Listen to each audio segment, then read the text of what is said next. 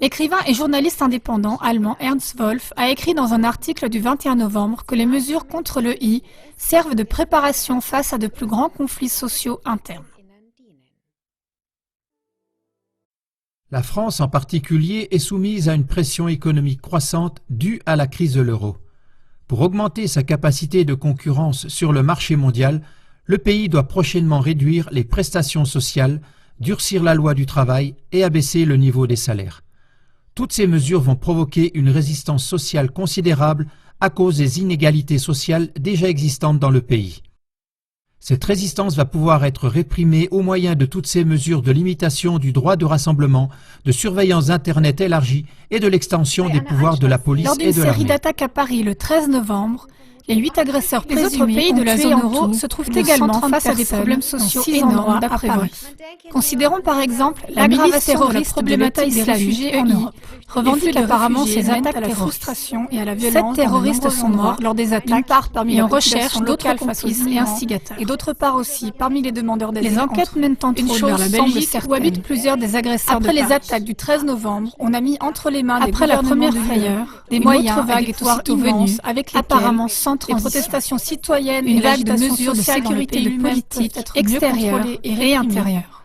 La vie publique peut être influencée. La liberté d'opinion peut être limitée. La France a encore plus intensément bombardé l'État souverain de Syrie. Et en France, on assiste à un durcissement des lois et un élargissement du pouvoir de l'État au silence. Immédiatement après les attaques, le président Hollande a parlé de guerre. Les opinions divergent fortement sur la question de savoir si ces mesures sont adaptées et si grâce à elles, d'autres attaques peuvent être empêchées. Le droit exceptionnel permet d'effectuer des perquisitions sans autorisation judiciaire et d'assigner à résidence sans décision de justice des personnes soupçonnées de terrorisme.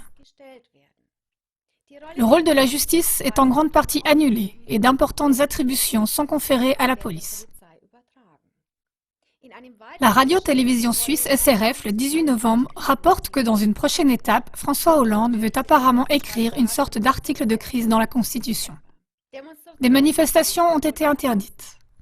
2 grands rassemblements qui avaient été planifiés en lien avec le sommet sur le climat débutant le 30 novembre à Paris ne sont maintenant plus autorisés par les autorités. On donne comme justification qu'après les attaques terroristes, tout risque doit être évité. Les moyens d'expression démocratique ont été limités et cela serait une victoire indirecte pour les terroristes, estime SRF le 18 novembre.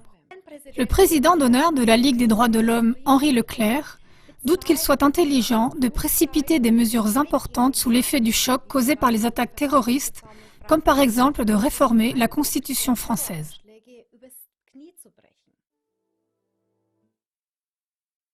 Si nous limitons nos libertés, alors les terroristes ont gagné. Je me permets de rappeler que le but n'est pas de réduire notre liberté, mais de protéger la liberté.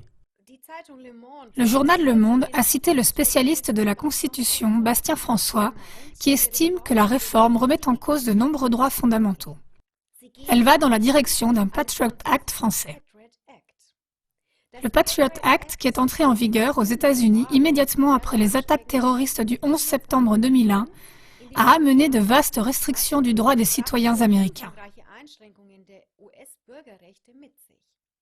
Ainsi, par exemple, le FBI a un droit nettement élargi de mise sur écoute et les compagnies de téléphone et fournisseurs d'Internet sont obligés de révéler leurs données.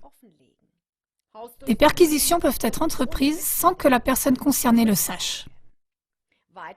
En outre, le FBI a obtenu le droit de consultation des données financières de clients bancaires sans qu'il y ait de preuve de délit. Les experts doutent de l'efficacité du Patriot Act contre le terrorisme international et en concluent que les buts véritables de telles mesures seraient plutôt de mieux pouvoir contrôler des agitations et des résistances dans le pays lui-même. C'est un fait que des millions d'Américains ne se satisfont plus de l'explication officielle de la destruction du World Trade Center. Je termine avec une citation de Martin Luther King. Notre génération aura moins à se plaindre des atrocités des méchants que du silence effroyable des bons.